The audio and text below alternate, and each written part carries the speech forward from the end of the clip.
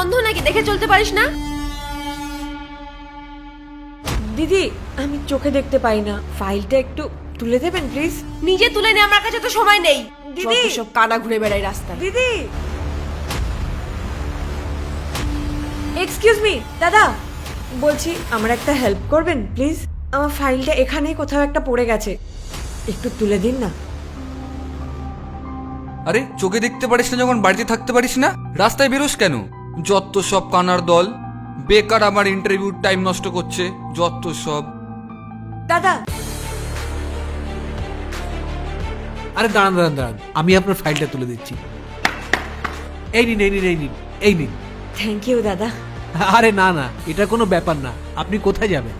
আমি এখানে একটা অফিসে এসেছিলাম ইন্টারভিউ দিতে। ও এই তো এখানেই অফিস, আমিও ইন্টারভিউ দিতে এসেছি। চলুন আপনাকেও নিয়ে যাচ্ছি, চলুন। হ্যাঁ আরে यार কত টাইম লাগবে यार, কি জানি আমার নাম্বার কখন আসবে। আরে এটা কোনো চ্যারিটি অফিস না, তোমরা ভুল অ্যাড্রেসে চলে এসেছো। সত্যি কোথা থেকে আসে? এই মেয়েটা তো বসার সিটও খুঁজে পাচ্ছে না। হ্যাঁ একটু পিছিয়ে বসো। হ্যাঁ হ্যাঁ হ্যাঁ ঠিক আছে ঠিক আছে।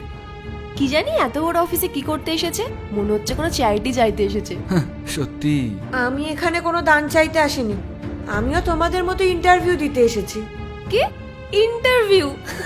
ওই দেখো, এই সমস্ত লোকেরাও আজকাল ইন্টারভিউ দিতে আসছে। সত্যি।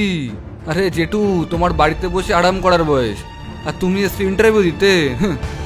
আর কি পড়ে এসেছে দেখো ইন্টারভিউ দিতে, মনে হচ্ছে কোনো গ্রাম থেকে উঠে এসেছে।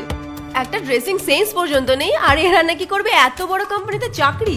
আরে তোমাদের মতো অন্ধ আর এই গেও লোকজনদের এত বড় কোম্পানি নেবে না, বুঝলে? তোমরা না বেকার টাইম নষ্ট করছো।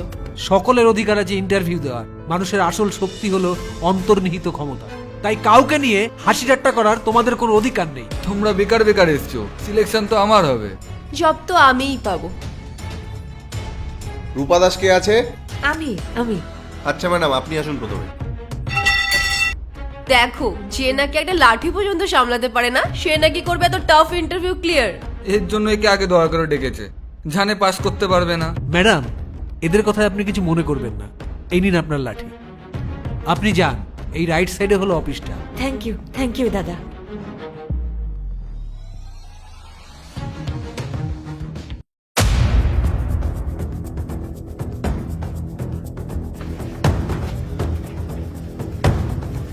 তুমি মানে আপনি দেখতে পান?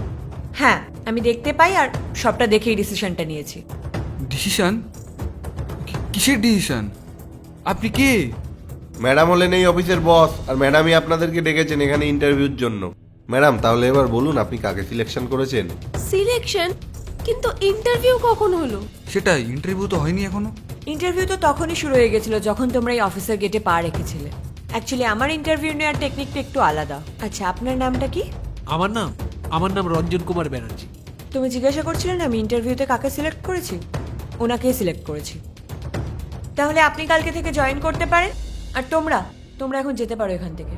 আমাদের কোম্পানি সেই সমস্ত লোকেদের সাথে কাজ করে না যারা অন্যদের সম্মান করতে জানে না। আমি সেই প্রথম থেকে দেখছি তোমরা কিভাবে আমাকে নিয়ে ব্যঙ্গ বিদ্রুপ করছো, এমনকি তোমরা ওনাকেও ছাড়োনি অসম্মান করতে। তোমাদের মধ্যে কি বিন্দুমাত্র মানবিকতা বোধ নেই?